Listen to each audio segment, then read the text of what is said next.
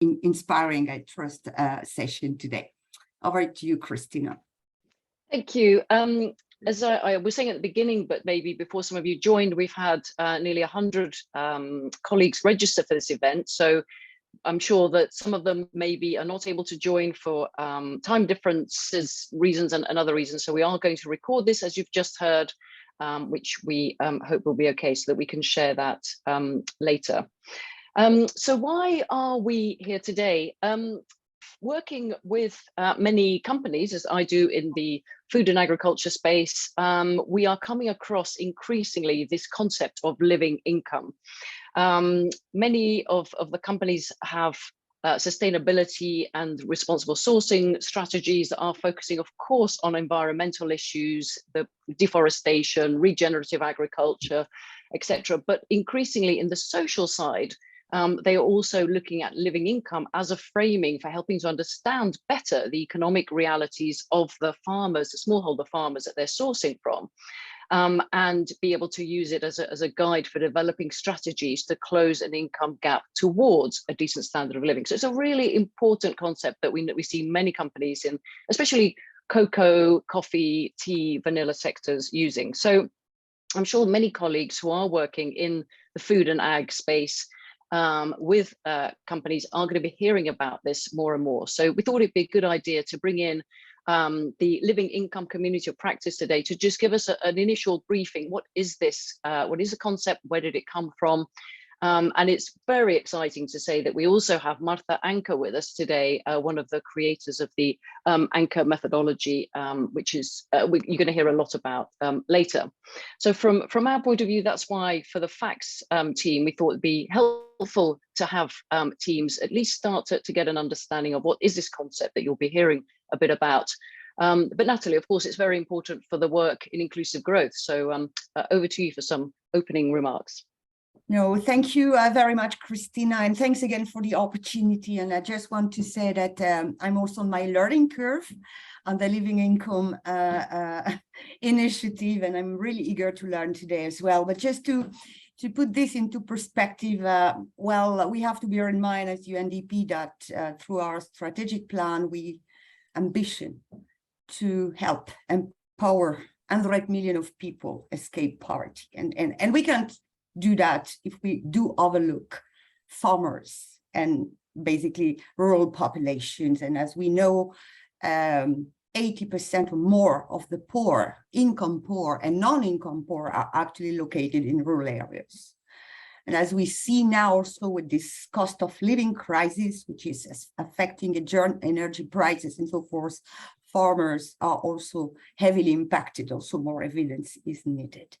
So from the perspective of the inclusive growth theme and our priority work streams, we do think that the initiative, the Living Income Initiative, is actually speaking to many of them.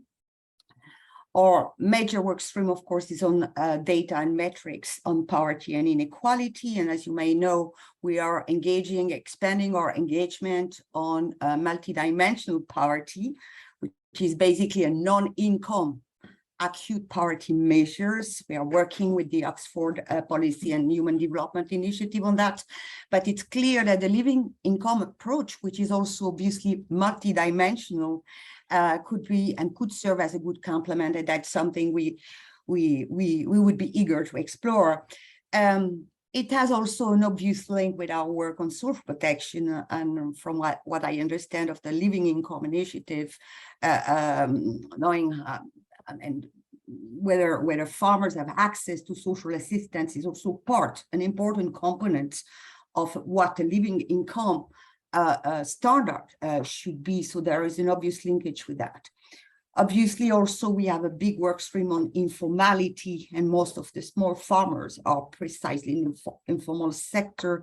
And our work is really to facilitate transitions to formality. And what does it mean in practice for farmers is really to bring in decent work in notably the value chains in which farmers are engaged. So this is again of particular relevance from that perspective. And last but not least, and Christina, you started with this actually, is that we have also a big work stream on inclusive and sustainable business practices development through our work with the private sector and the business call for action. And I don't know if our colleague Luciana is on board, but the whole idea is really also to change mindsets on that and practices, and having benchmarks and indicators on the basis of which companies engage in value chains, and the big companies in particular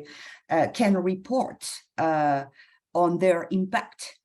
Is what we call impact management is also extremely important, and we see an immediate connection with metrics such as the living income methodology. So those are just few highlights where I see the dots could be connected at the global, regional and country level, and glad to see that we have colleagues from the global, the regional and the country level today.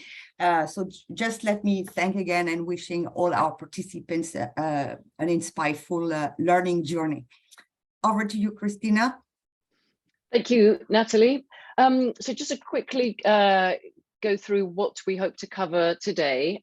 So we're going to spend a bit of time now going into detail with on the methodology. So what is living income?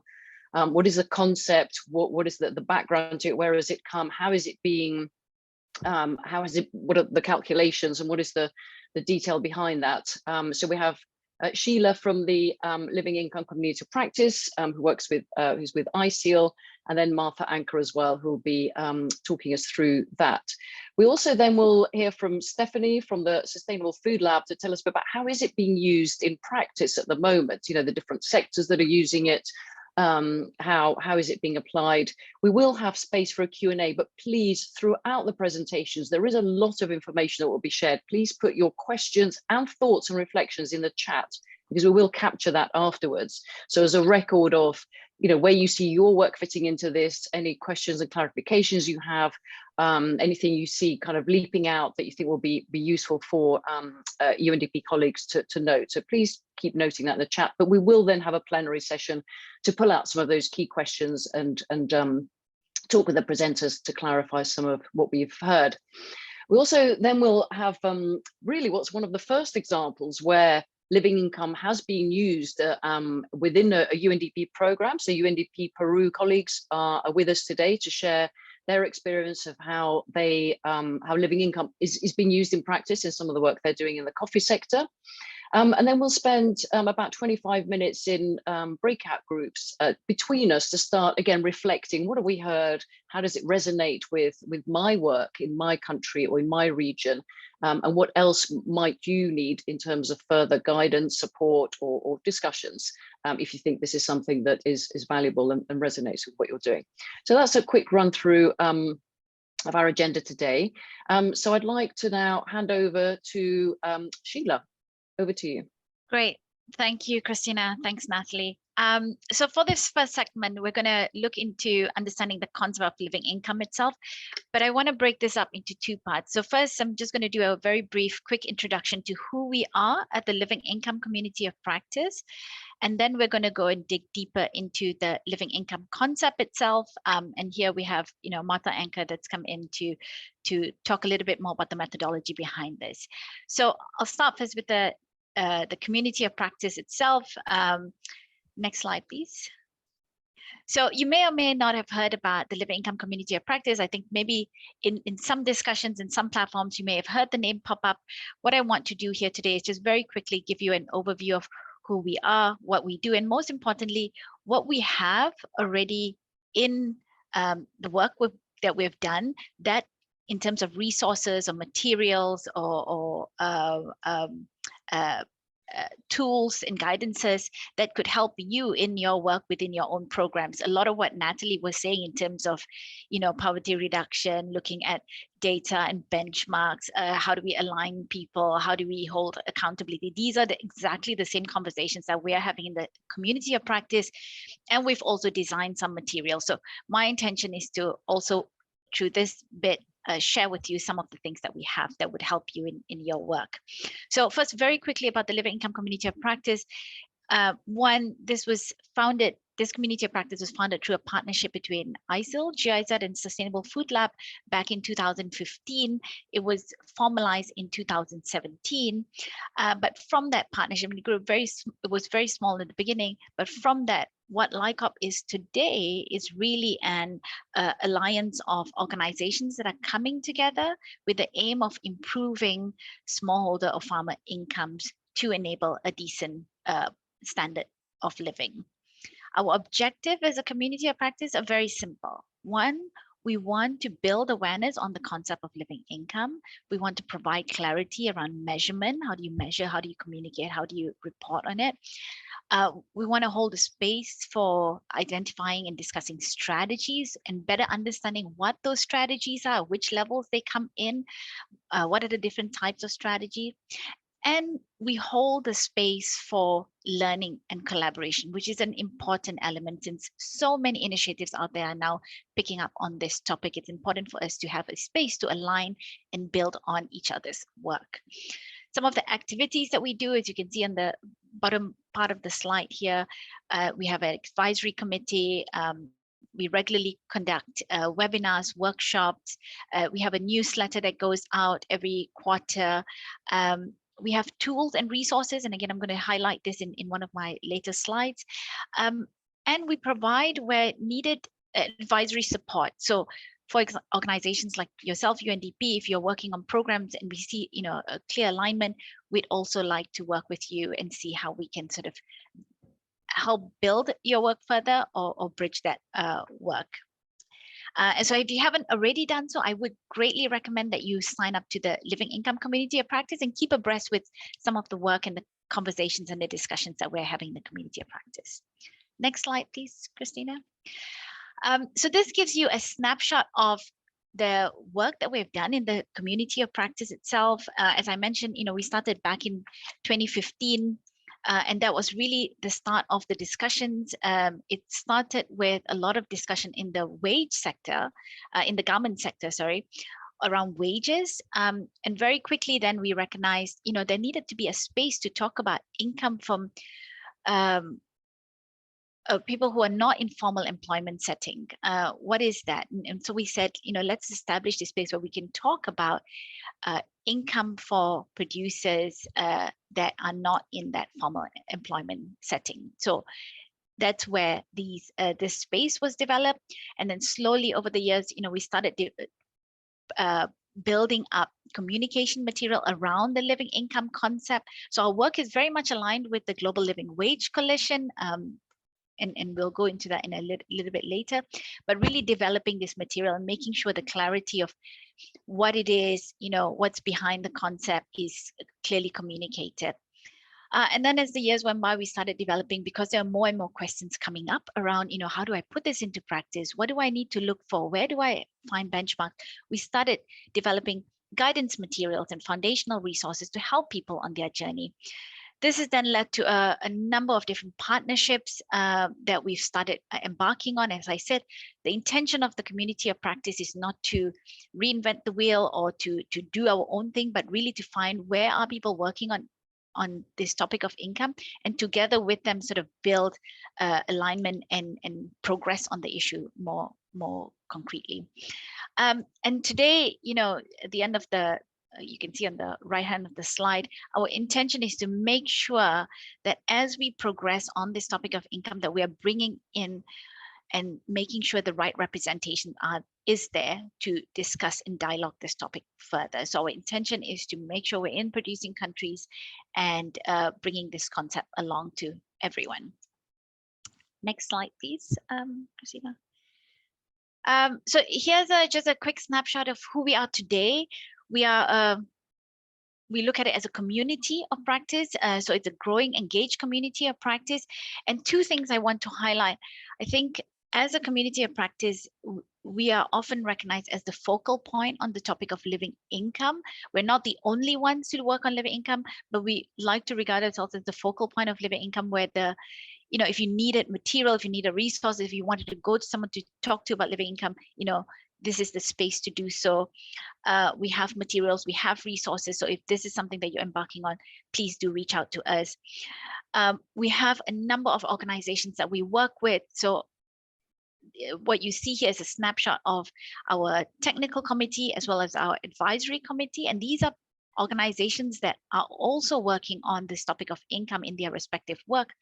So we do regard ourselves as a very neutral, non-biased sort of community of practice where we are all aligned on one thing. We want to deliver a decent standard of living to producers, and we want to build clarity around how we communicate, how we measure, and how we report on this topic.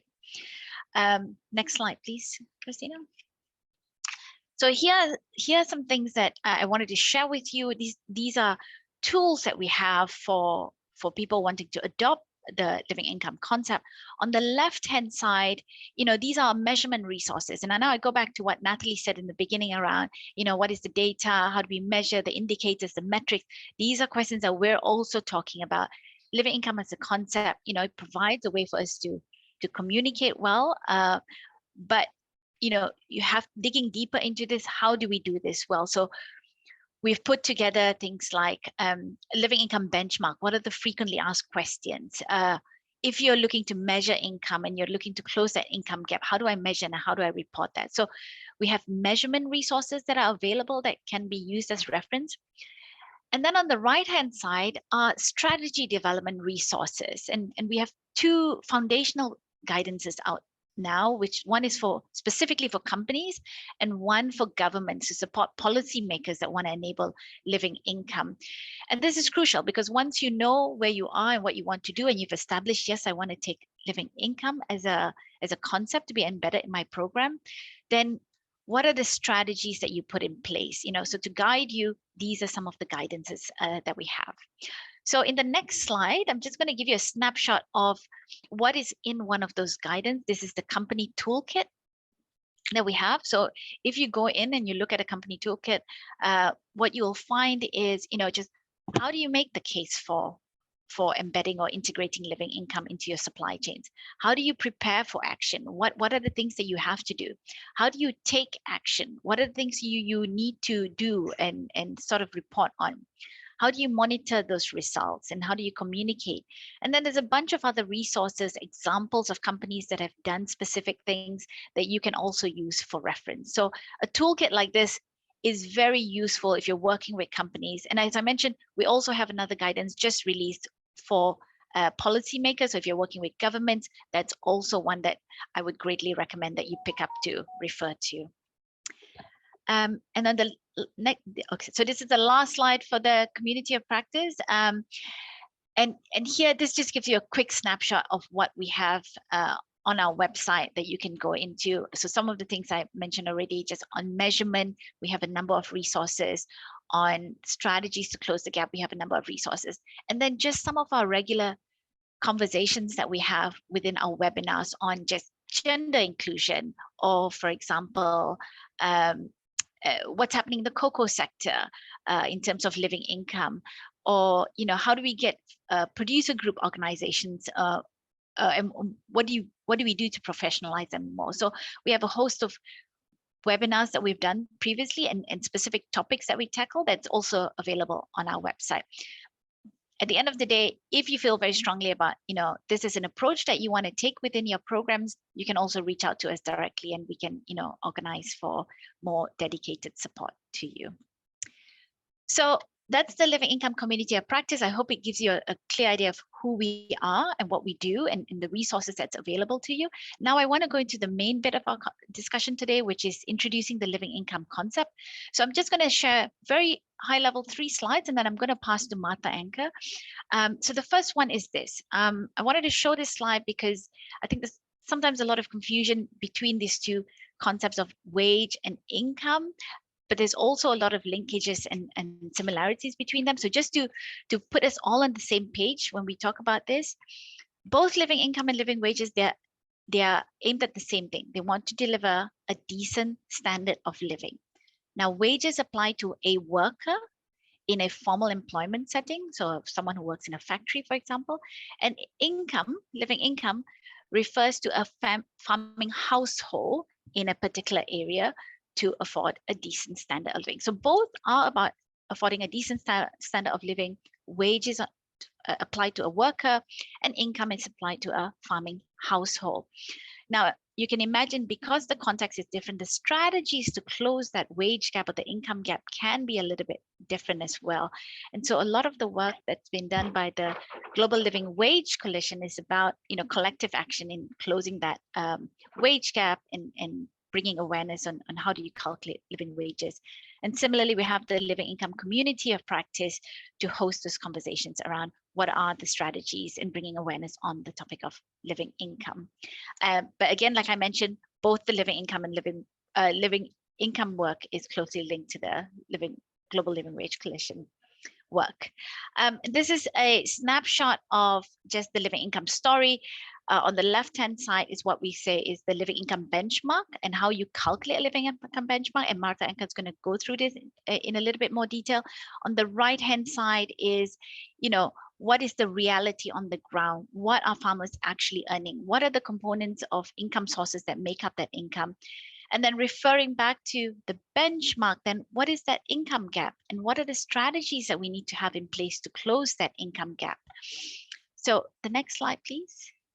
So in terms of closing that income gap, there are a number of strategies. We aim not to be prescriptive in the living income community of practice, but what we wanted to do here is pull together a collection of different types of strategies that will have to come into play at different levels.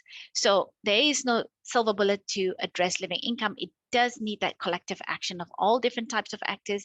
But here, we've already bucketed out what are the types of strategies at the farm level, what kind of practices happen at the market level with trading practices and price, and then at the landscape level, and then some at the sector level. So this is just to give you a quick snapshot of the living income story itself. But what's most important and what underpins, the whole living income concept is making sure that we have a robust methodology for calculating living income benchmarks. We need to have a credible framework for collecting that data in that specific context. So this is really, really important because a lot of the strategies, a lot of the interventions, they're built on this, and we defer to the anchor methodology as the basis for producing high quality objective information on this. And so I'm going to pause here now, and I'm going to hand over to Martha Anka, who's going to talk us through the principles of the anchor methodology itself for applying living income. So Martha, over to you.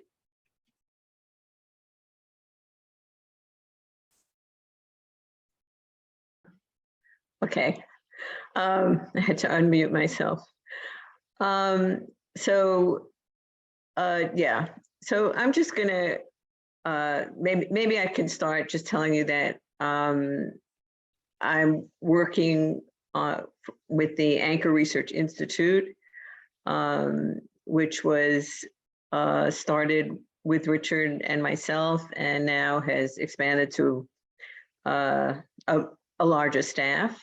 And we both, Richard used to work in the ILO, and I worked we both retired. We retired from the ILO after 30 years of service. I retired from the World Health Organization after 25 years of service. So it's really nice to be back with a community of UN in the UN family. And we came with a bit of a UN orientation, as you can imagine. Those of you working in the UN system realize that it kind of seeps into you by osmosis, that you're thinking a little bit globally and locally at the same time. So our aim in developing this was to help fuel a movement towards a decent standard of living for all working people. Originally, we started from the living wage point of view, partly because Richard had worked in the International Labor Organization, so he came out of the labor part. But we quickly realized that there was a potential to also talk about, farming and the income of farmers. So when we did our work, we always had that in mind of putting something that could work for both. And then I think you all realize in the UN system that a decent standard of living is really crucial for ending poverty and many of the SDG goals. I mean, I don't want to go through each one of them, but you probably know them much better than I am. One of the things I always, it's always nice to go back in history and hear quotes from the past. And one of them that surprised me when we went back into history to look at what people said was one by Adam Smith that says, "No society can surely be flourishing and happy of which the far greater part of the members are poor and miserable." So, it's a very old concept, living wage. Living income has taken that and put it towards farmers, so it's a little bit of a newer concept. But this idea that industry and economic activity is to have a flourishing and happy society is certainly not a new idea. And when we started working, and this was back in 2003, there was no acceptable methodology to estimate a decent standard of living in various locations around the world. And in order to have good agreed upon targets and facilitate progress. So we started with a time when there was none available. And now we have, we've been working on living wage and living income in 47 countries. And you can see it's exclusively in the global South so far. We've been asked for other places, but so far it's 47 countries, which I think is pretty good. And let me just say that right now, specifically doing living income studies, we're doing studies in India, Peru, Brazil, Mexico, Philippines, Indonesia, and Colombia. So there are now 7 countries where we specifically concentrated on living income. So our research institute calculates living wage and living incomes for all our benchmark studies. So even if we do a living wage study, we still calculate the living income as well, because both the living wage and the living income are based on what is a decent standard of living for a family. So we calculate that first, and then we transform that into a living wage by looking at how many workers there are in a family or how many are expected to support the family. But someplace between 1 and 2. So living wages are for paid workers, and they're not just for formal paid workers. We also try to get living wages for informal workers, because informality is a very big issue. I noticed that Natalie mentioned it in the introduction. It's also a very big issue in wages, this informality of wages, and companies sort of going to informal workers instead of formal workers in order to save money. So for example, whenever we calculate a living wage, we include sort of taxes and social securities and things like that, which informal workers do not pay. They're both based on the cost of a decent standard of living, and it's the same for all people who live in the same location, since the prices of goods and services are the same. It's not, the cost of living is not really occupation specific, even though we're often asked to do a study in an area where there's a concentration of a particular product. The living wage itself and the living income itself is not occupation specific. So if you grow cocoa or coffee or bananas or whatever in the same area, everyone is facing the same cost of living.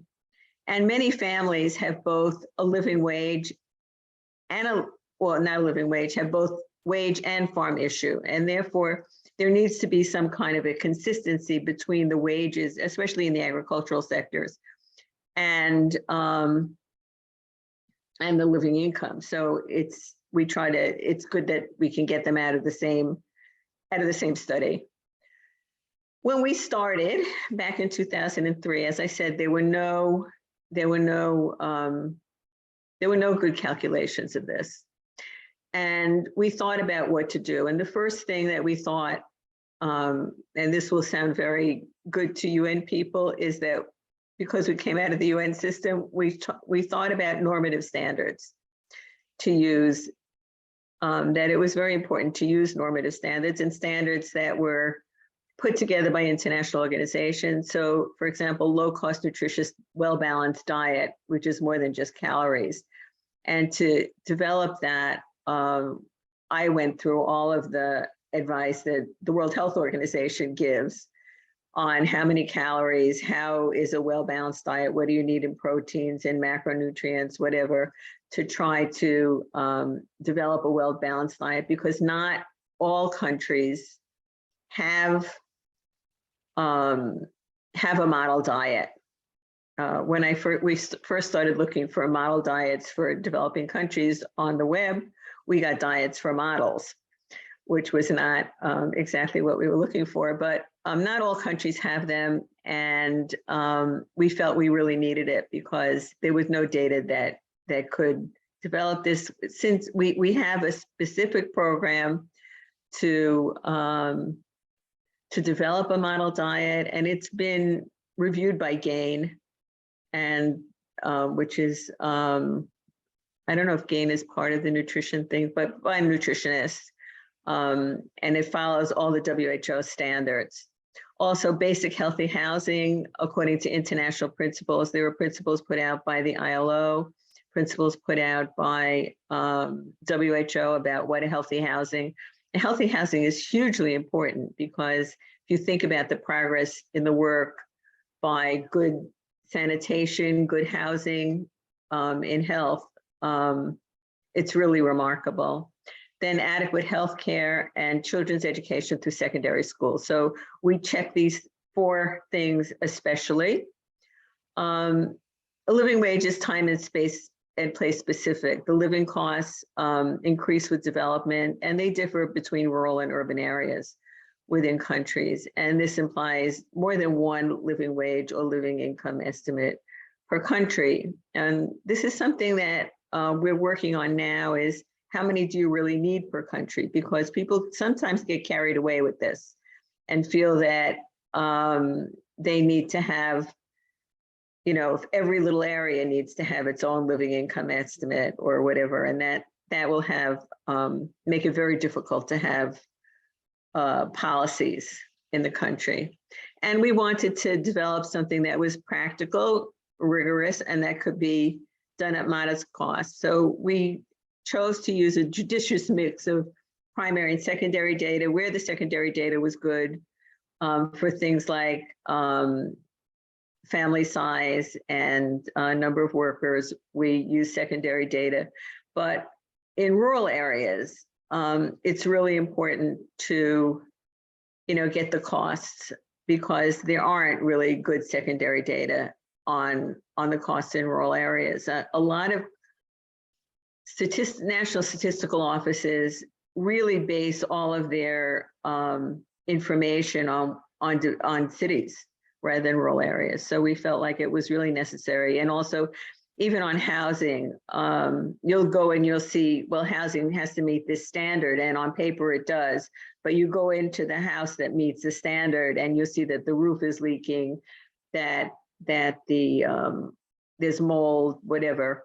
So we feel like we need to actually see the house and then we say whether it's acceptable or not. And additional principles that we felt it needed to be estimated by independent researchers with no conflict of interest. This is, we don't accept that a company will, for ourselves, we want to be independent and not be ruled by companies who have a conflict of interest. Can be updated annually at not too high a cost. And we have a lot of quality control. We use local researchers wherever possible, and this comes a lot from our experience in the UN system, where we want to leave something behind in the country, and we want to leave people behind who have the experience and who have the motivation to do such studies and who've been trained. We provide hands-on training. We have a lot of research materials such as field guides, data collection forms, data processing forms that we use with our research. We give a lot of supervision. We have a lot of consistency checks. And finally, what's a little bit unusual is the stakeholder engagement, that we make sure that after something is finished, or even before, sometimes even before, we'll tell the stakeholders before we might have a meeting and say, okay, this study is going to happen, so that people feel like a little bit of ownership of that, of the study, of what's going on. They don't feel like they're surprised, the study's finished and, well, they don't know what, you know, how did this come to be? Because they're the ones who are going to have to live with the results, or maybe or maybe not. We want them to live with the results. We want them to accept it. And after the discussion, after the paper is written, we then have a presentation to local stakeholders and to others, to even wider, you know, meetings. Now that it's online, it can be a lot wider, these stakeholder engagement. And we make sure that all the questions are asked and answered, and often we'll amend the report if people have found that there's a mistake or that there's something they don't feel comfortable with, but we take the effort to explain it to whoever has to be part of it. The other thing which is really important is transparency, documentation, and public vetting. I think from the UN system, it's very natural to have this. And I know that because that's what we did very naturally when we came out of the UN system. We said everything needs to be public, because there's no point in us learning something if we don't tell it to the world. So first of all, we've written a book which has open access. It was a little bit expensive to make sure that this book had open access, but you don't have to buy it. It's online. And this was so that people in developing countries could access the book for free. They don't have to buy it from anyone. It's just there. And it's now being translated by FAO into Spanish. So it's been translated, but it's not going to be published. I'm not quite sure when the publishing date will come out, but you know, that's an exciting development. And then we have reports on the Global Living Wage Coalition website. Every time we do a benchmark study, we have a report. It's 50 or 60 pages. And we try to put we try to be as transparent as possible. We have principles and we always list our assumptions. We try to make it so that this is partly communication and it's partly just normal transparent reporting. But we really try to make it very readable, even though it's not always easy to make 55 or 60 pages readable with numbers readable, but I'm surprised at how many people do read it. And this promotes agreement and among stakeholders, and agreement is needed for effective action. Otherwise, if you have people arguing about it, you don't get effective action because they're still hung up on what the number is instead of hung up on, you know, we know the situation is bad. What can we do about it? And the other thing, Martha, yeah. just sorry, apologies. Just to say, we have a few more minutes left because there are two other speakers. Okay, so consistency. So I just want to stress that this is really important, to be consistent both within and between countries, because otherwise people don't believe it. People have an idea what a living income is in their own minds, local people. And if you say that one area is one thing and another area is another, and that goes against common sense, that's really a problem. And because of that, we have a lot of quality control in the work that we do. Okay, next slide. All right, the model diet I already explained. And just to say just to give you an example, a flavor of what we do, we go to local markets to find food prices by workers where the workers shop. We don't go to the cities or whatever it is, unless the workers shop in the cities. Okay, so we try to mimic the way people shop. And here's some pictures from Malawi, where they have fish sold by the heap. But in developing countries, as you well know, not everything is sold in convenient packages where you can price it. So we actually weigh everything and to know how much is bought typically. And then we have the local housing standards. So this is just showing you a couple of houses that we've seen in various places, but you probably know these better than we do about where your things are. So if there are any questions, I'd be happy to answer them, or I don't know if Great. that's for now or for later. Thanks, Marta. We'll have a bit of a discussion at the end as well, and I'm pretty sure there'll be a lot more questions coming out. I think the clarity that you provided on, just collecting the right data, really getting to the ground and understanding the context as you collect that is definitely very important here. Okay. And Christina, I guess now we'll pass over to Stephanie. Yeah, so we've heard about what the concept is. What is a living income benchmark? Martha explained very clearly the components of it, how it's measured, the principles behind it, and so on. Please do put any clarification questions in the chat, things you're not clear about, things that are resonating with the work you already are doing in looking at incomes, livelihoods in your program, so we can at least start documenting where you're seeing maybe where this could be useful. But just another couple of quick slides from Stephanie to give us some examples of how the concept is being used in practice, and then we'll pause for a plenary and for some more questions. Stephanie, over to you. Thank you, and thank you again, Martha. It's wonderful to have you with us, and hi to all the colleagues around the world. I'm Stephanie Daniels with the Sustainable Food Lab, one of the co-hosts of Living Income Community Practice. You can go to the next slide. So just a few words here. There's a lot of momentum on the private sector side, but also starting to be quite a bit more momentum in the public sector.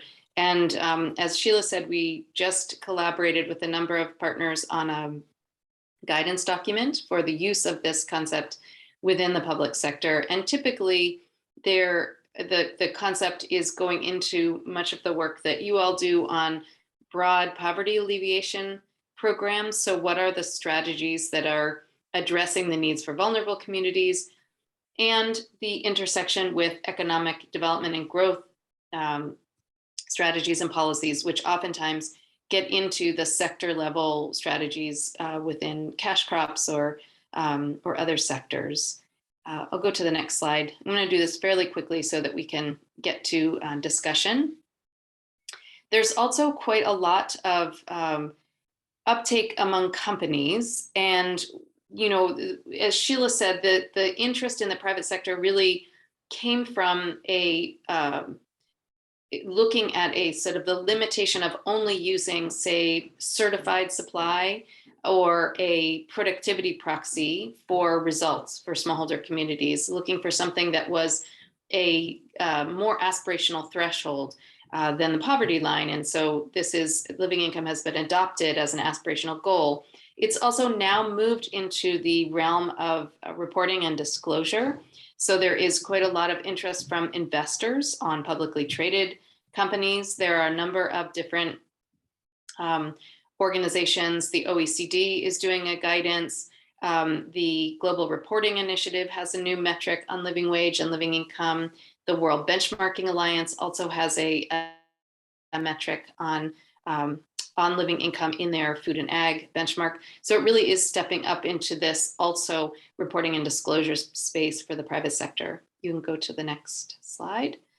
And I think I just wanted to say that we see, in the community of practice, a lot of the work here being centered around sectors, agricultural sectors. So cocoa by far has been the most active sector in our work. And that's coming from, I think, a number of different factors. Many of you may be familiar that it's a fairly concentrated sector with most of the majority of the supply coming from West Africa, and a fairly concentrated sector in terms of the industry, with only a handful of companies really driving the most of the trade. And so there was quite a lot of concern around the levels of poverty and interest in this concept. So Ghana and Cote d'Ivoire were two of the first countries to apply the anchor methodology to this concept of living income for farmers, to have the living income benchmarks and a broad-based income gap assessment, which was done by a representative survey in both countries. We see here in the cocoa sector, the ICCO has living income in their strategic action plan. There's also an alliance on living income in cocoa, bringing together now actually 5 European platforms on sustainable cocoa and a civil society network. In the coffee sector, we have the ICO has a public-private task force. We're involved in this a bit through the Living Prosperous Income workstream. And then on the right, you can see the vanilla sector has signed a living income resolution and is actively working, particularly with the governments of Madagascar and Uganda, on pricing, quality, and governance issues. And there are others. So there's quite a lot of work kind of with the entry point of the agricultural sector. But then there's also broad policy collaboration. And so at this point, I'd like to turn over are we going to pause, Christina, for questions and answers, or shall I turn it over to Simon for word on government action? Yeah, I think let's have Simon, and then we can have some questions and answers. And again, please, Sandra, I've seen a question in the chat. Other colleagues, please put them in the chat and we'll come back to them after we hear from Simon. Yes, I'm happy to jump in here. Thanks again for the great presentations thus far. My name is Simon Gmeiner. I work for the GIZ Initiative on Sustainable Agricultural Supply Chains. I'm based in Brussels, and I'm also an advisor to the German Federal Ministry for Economic Cooperation and Development, specifically on the topics of living income, living wage, and due diligence regulation.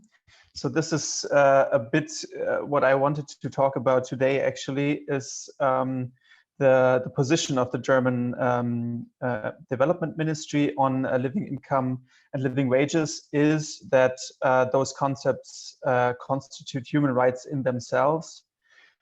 Even though living income and living wage are not mentioned word by word, we can find lots of references to decent livelihoods, decent wages, in international human rights law. So this is basically the standpoint of the German Development Ministry as well. And that's why we support living income and wages across global supply chains, not only in the agricultural sector, but in the agricultural sector, there's of course a lot of action concerning smallholder farmers. BMZ and GIZ, we jointly try to mainstream these concepts in our projects targeting workers and farmers in global supply chains. And on the other hand, we're very engaged on the regulatory side. So as you may have heard, there is a German Supply Chain Act, which is coming into force next year.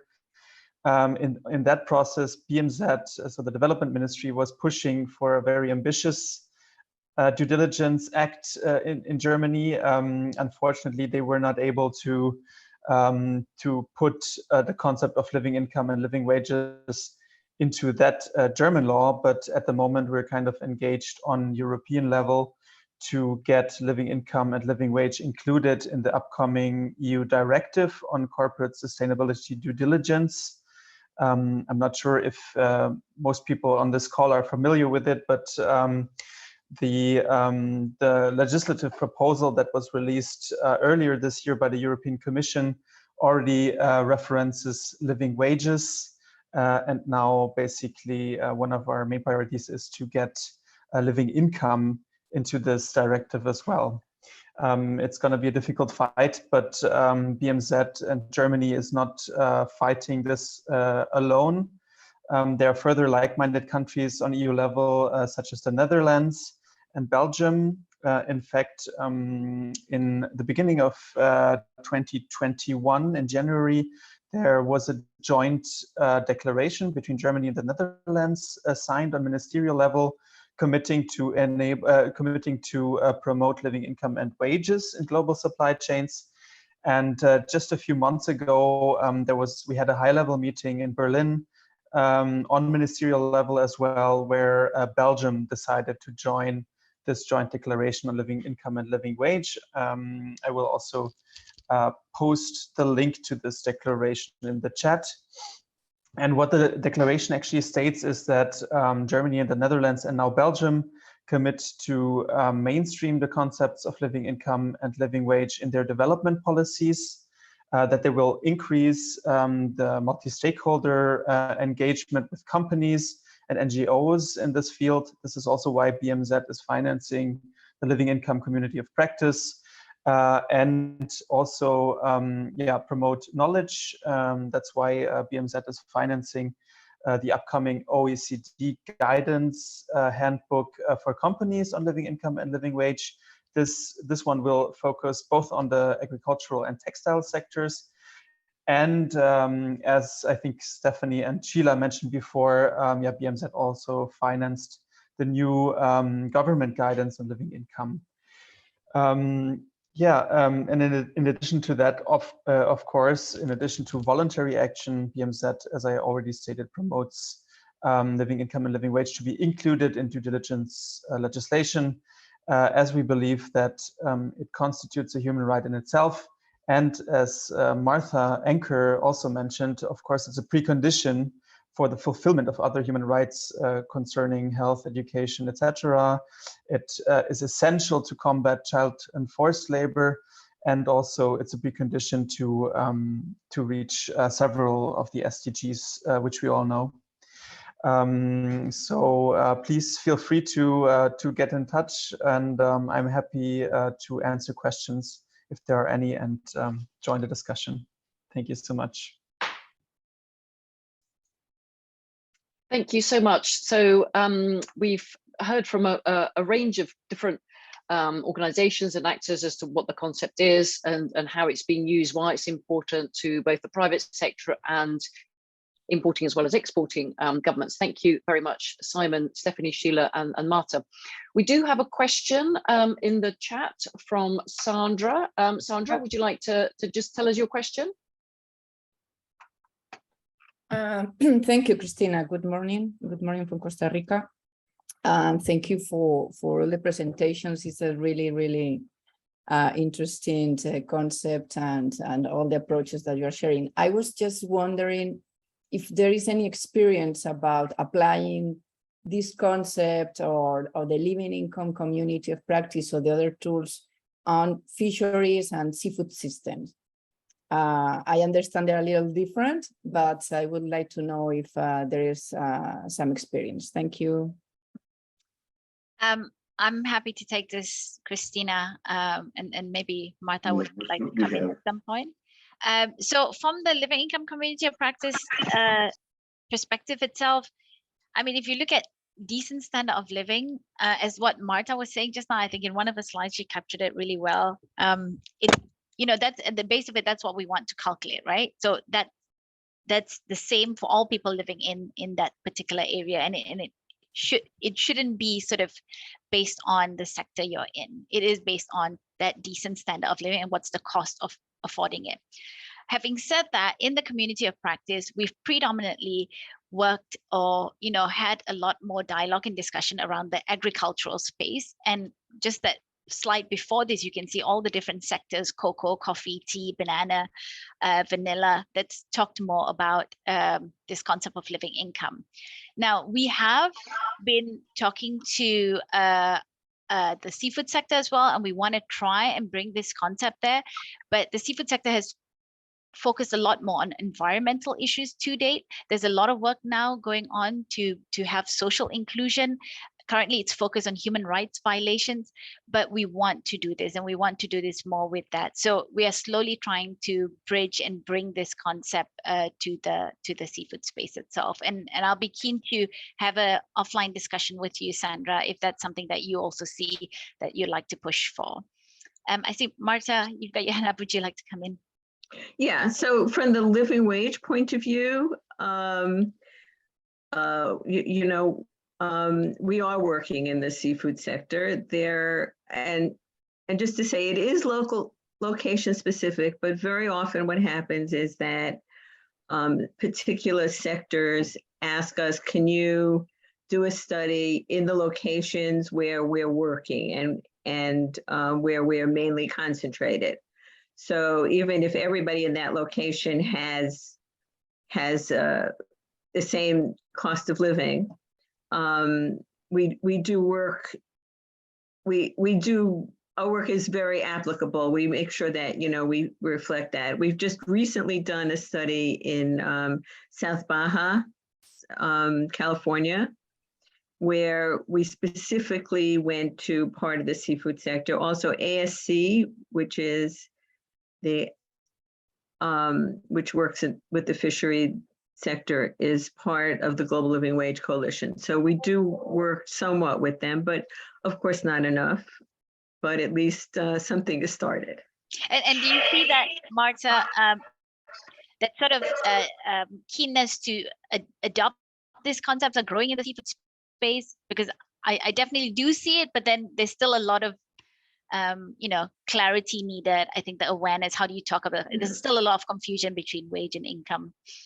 Well, I think that's true, that we're just starting with this concept. I mean, it's even though it's an old concept, it's just starting. When we started, maybe it's many companies are just in the beginning of the journey,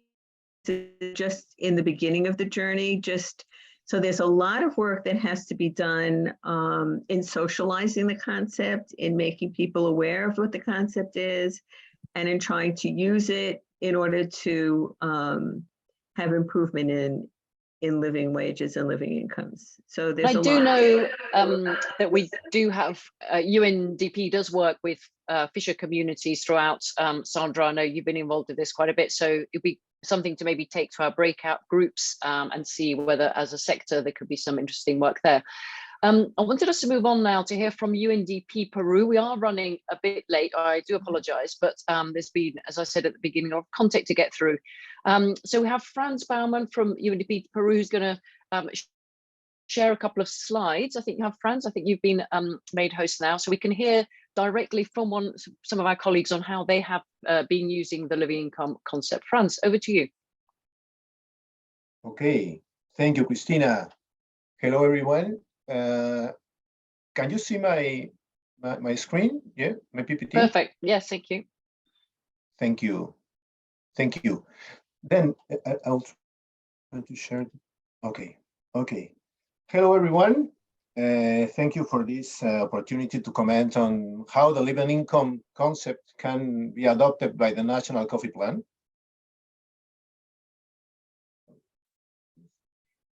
Okay, thank you, Christina, for the presentation. I am Franz Baumann. I work in the climate change and ecosystems portfolio in UNDP Peru, portfolio which is led by James Leslie, also with us here in the meeting.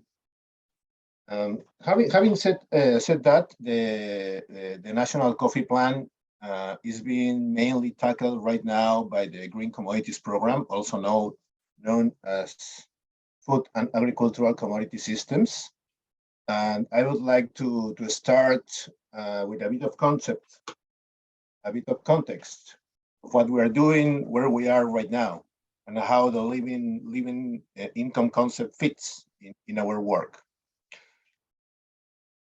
Let's start. The program aims to bring systemic change for sustainable production and trade in the coffee and cocoa sectors in Peru. We're also working in Indonesia. And of course, how we are tackling this is in close collaboration with the Ecosystems and Climate Change Projects portfolio in UNDP and our partners, mainly with the Ministry of Agrarian Development, and Jorge Figueroa is also in the meeting as the main representative, our main focal point from the Ministry of Agrarian Development. Which are our expected goals? Our expected first goal is to achieve an articulated implementation of the National Coffee and lately also the Cocoa Action Plan, with a focus on environmental sustainability, and to achieve a strengthened institutional framework that leads the implementation of these plans in order to achieve sustainable development of both sectors. And the idea, of course, is to take advantage of these plans for decision making. And when we are talking about this, we are talking about governance. Which are our main achievements today? Talking about coffee, well, the National Coffee Plan was approved in 2019. The National Coffee Council was created by law in 2021. It's conformed by 12 member institutions from public and private sectors, and not just from the central government, but also from regional and local governments, which is really relevant for our work here. And which are the main actions that have been prioritized in collaboration action and in consensus and are currently being addressed here in Peru? First, we're working on the internal coffee consumption promotion strategy. A proposal to strengthen the trade promotion strategy was prepared and has been put into consideration of the Coffee Council and in coordination of our trade promotion organization, of course. And we are strengthening the Cafés del Perú brand. This has been addressed by our main stakeholders, our main allies within the National Coffee Council. And of course, lately we are working 1 year or a year more in the living income. It's nowadays in process. And in cocoa, the plan have just ended the elaboration and design process, and it's process of being approved by law. So why is the living income concept proposed to the stakeholders on the coffee plan? It has been mentioned before. Of course, the main intention is to provide tools and instruments and information for decision making, for poverty alleviation, economic development, etc. And mainly, and one of the message we're delivering is to get closer to our greater purpose, people and their needs. We're trying to provide the National Coffee Plan with a face of people, of real needs, and that can explain our work here. So what's the progress on the initiative in Peru right now, nowadays?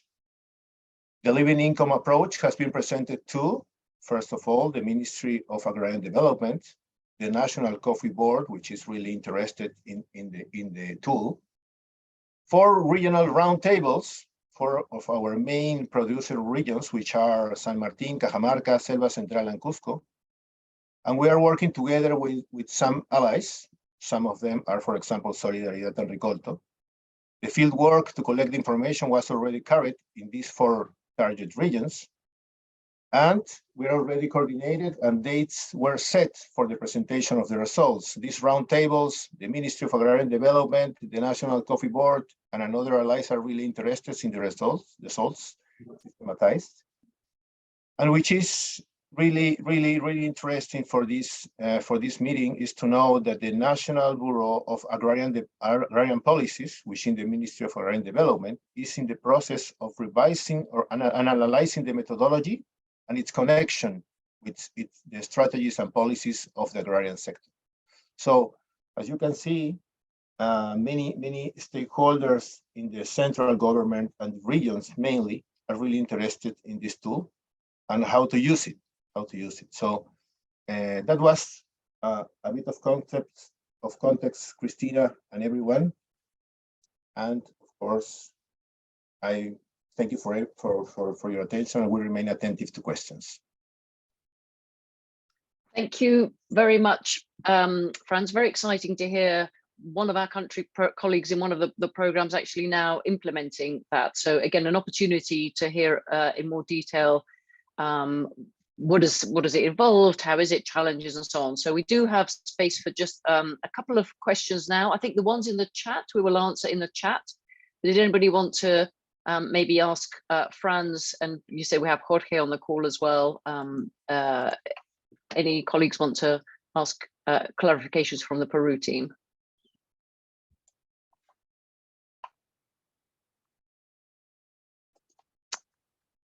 Franz, I think you gave a very clear presentation.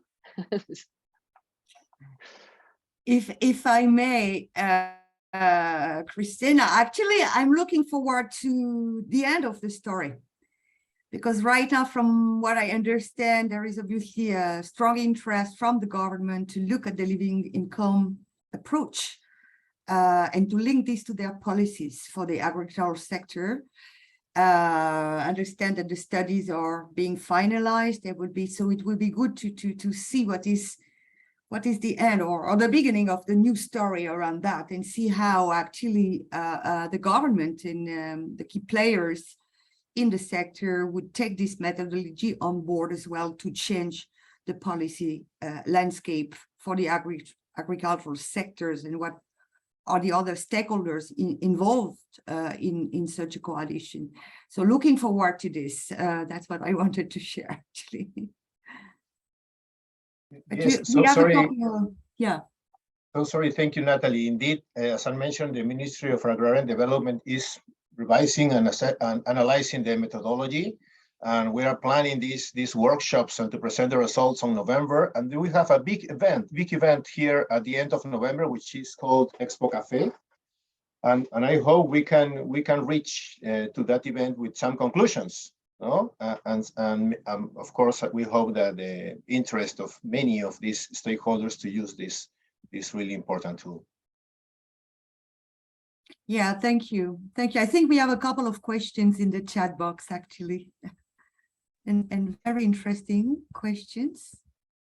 Yeah, I think if maybe Stephanie, if you could summarize your answer to Elizabeth, because I think that was quite a good overall question. So what other, we have, like, we're working maybe on other crops, how can this be used there? So Stephanie? Yeah, I maybe want to just take a step back, and I think Elizabeth's question is also shows that, you know, this concept, what are you using it for? I think living income and living wage is less a development theory than an advocacy concept. It is very quantitative, and it really is very effective when you're engaged in the private sector. I think, you know, the work that's been done, for example, the Global Living Wage Coalition with sectors around wages is very similar to now what's happening with the private sector on the drivers of income, price paid, how much they deliver services for farmers on inputs, et cetera. But I think when you don't have an engaged private sector, I would ask your teams, you know, Elizabeth, does it add value to use this methodology? Of course, you can use it, of course. As Martha said, the benchmark, the cost of a decent standard of living is a geographic concept.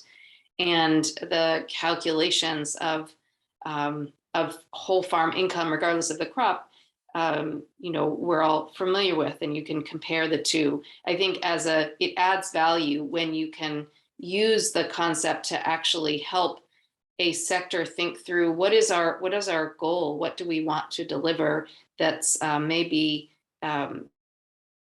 you know, higher than the just getting people above the poverty line, that kind of thing. I think maybe combining it with the concept of just looking at agricultural profitability and efficiency of crops, and then how much would it take to actually get people to that benchmark is what we've seen other sectors do. And that's where Justus's question also comes in. So where we have strategies on adding value and processing locally, that can also be one of the strategies to close income gaps.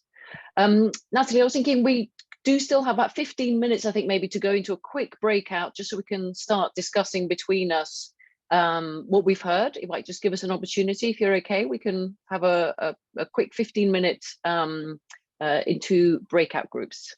Yes, and we're getting back into the plenary after that? Or? Yes, yeah, for a quick wrap up. So Federica, if you could just. Yes, thank you.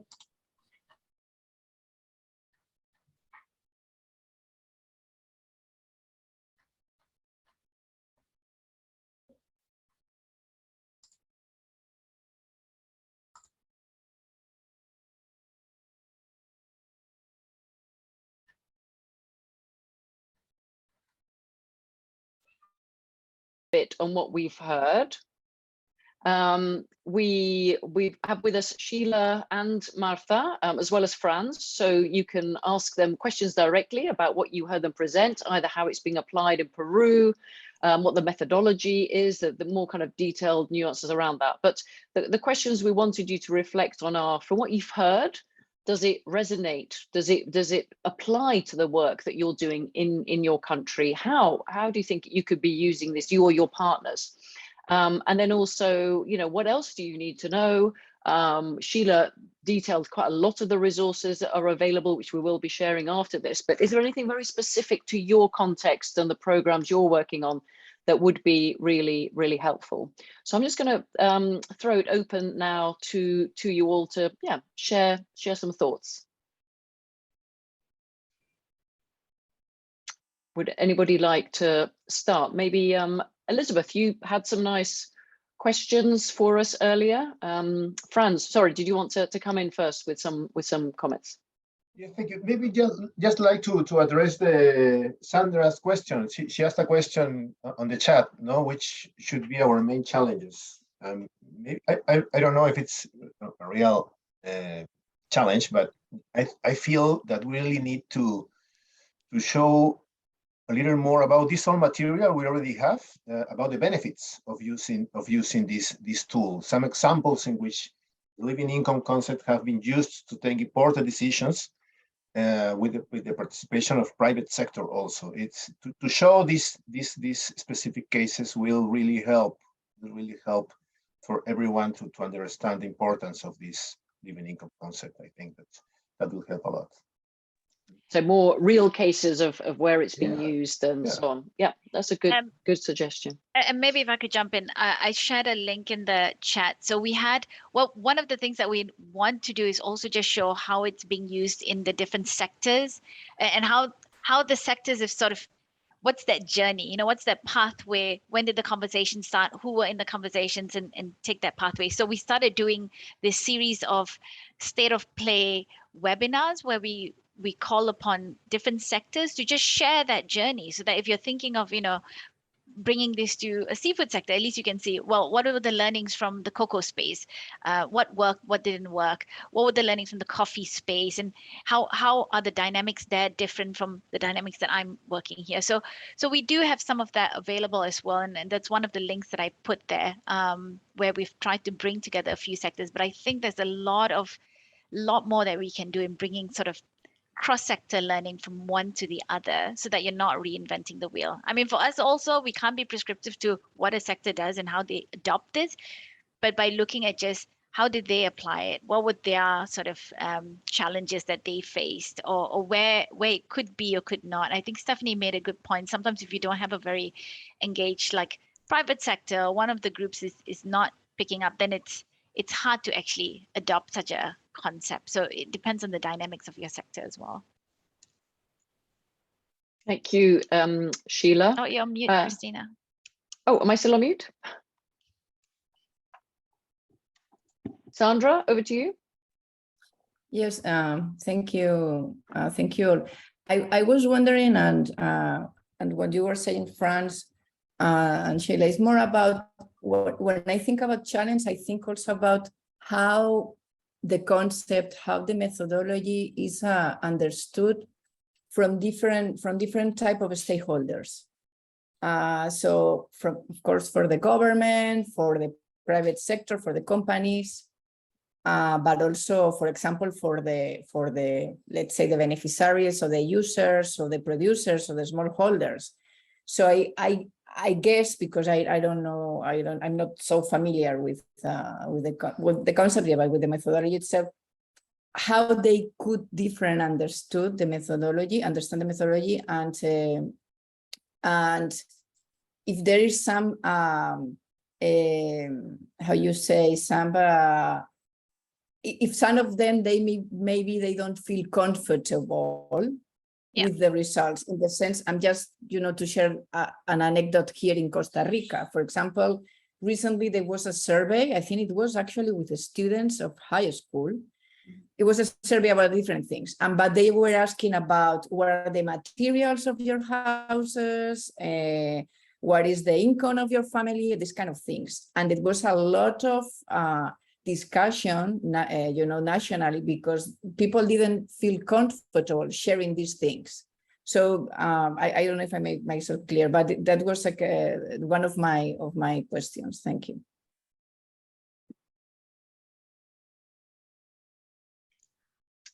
So I guess from my perspective, if I understand clearly, it starts with just dialogues first with the different actors and slowly bringing people along on the conversation. I think just aligning on what do we mean by this concept.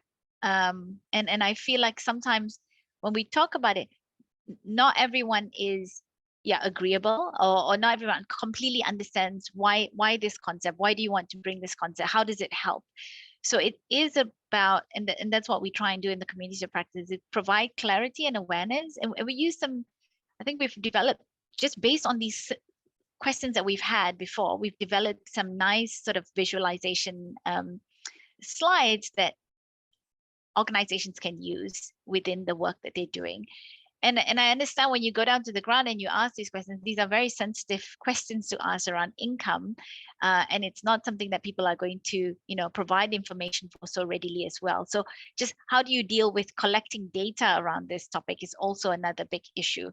But I think it starts with just, having the right spaces to ask, what do we want to do? What's our aim, aligning on that, and then looking at just starting the conversations with the right groups of people to advance. I mean, Franz, if I remember from the work in Peru, some of the work at the beginning is bringing stakeholders together, as you've just said, Sheila, to say, what do we all mean is decent housing here in this context? What are the government norms? They say this, but what does it look like in San Martin in Peru? What does a house look like? And so what would the cost be? What would so it's about having that common definition established that then, will be used. So I think part of the process is trying to have those discussions there. And just to answer, before I come to you, Marta, one of the first bits of your question, Sandra, I've seen companies using this as a tool to engage with their farmers that they source from, to make the farmers understand their farm economics better. So if we're aiming to get to this benchmark, because that is at least that amount of money will enable you to afford a decent standard of living. If you do this practice, your income will go up by this much. If you do this practice, your income will go up this. If you change your, so it's using it as a tool for the farmer themselves to have more kind of agency and control and become more professionalized. So they found that is quite helpful. Marta? You're on mute. I just want to be very quick. We did do a living wage study in the banana sector in Costa Rica, and but that was a living wage study. I think the dynamics around it are a little bit different, but the housing and all of that we show pictures of the housing, of what's a decent house and what isn't in our report, so people can actually see them, things like that. But also wanted to mention that our researcher in Costa Rica from the University of Costa Rica is planning to do a much bigger study in Costa Rica. And so maybe it would be, I don't know that he was necessarily thinking of living income, but maybe I should get in touch and we can think about also increasing that to living income. Where are the places that are would be interesting to various sectors? Thank you, Marta. I'm just curious, Santiago, Constanza, be interested to know where you work and whether you see any relevance of the living income concept to your work. Maybe Santiago first. Yes, a lot of relevant information here. I work in the palm oil sector here in Ecuador. So, and we've been juggling with this concept for a couple of years under the RSPO umbrella that we work with. So it's been pretty useful. And at this moment, we're working on a couple of projects, writing the projects. So I believe that we're going to incorporate some of it, some of the things that you've said and presented here. Great. And I think Ecuador has a lot of work that's happening in the banana sector. On the banana sector in wages and income. So yeah, we have a lot of work regarding wages, but when we speak about income of smallholders, things changes because that's not as enforceable by law as a living wage. So wage conditions here are pretty good, but income from smallholders, from the coffee, cocoa, palm oil sector, Who do you hold those are the accountable places for that?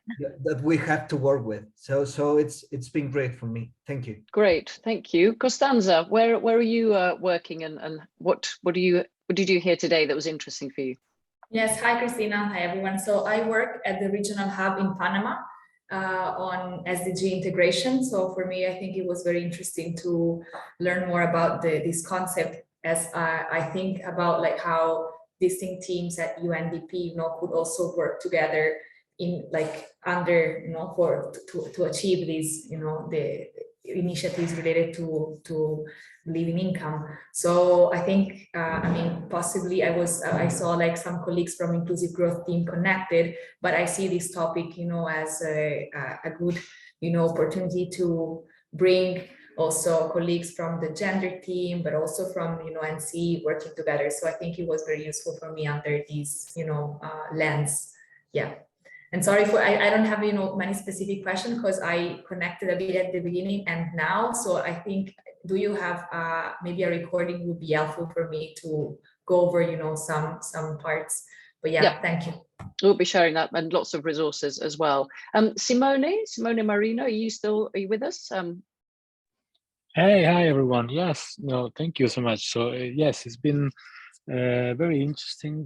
I am part of the social protection unit inside the NCE, and I found it particularly interesting because we are working a lot now with the food crisis and also the energy crisis, and I think there is lots of point of convergence between some of the issues that you have raised today and some of the solutions that we are trying to put forward to support governments around the world, answering the energy and the food crisis. And I feel that working together with different units and trying to share a bit more this type of information can be very helpful. So my question would be, how could we maybe think about the living income in a context of crisis, and how we can phase out, the immediate response the government might need to give to the production of food or the production of energy at the moment, with more structural answer. Thank you. Mm-hmm. That's a great shout. Thank you, Simone. Very quickly, Elizabeth, any thoughts from you?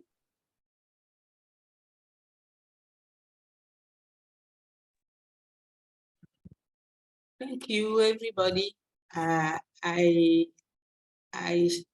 don't have any question, but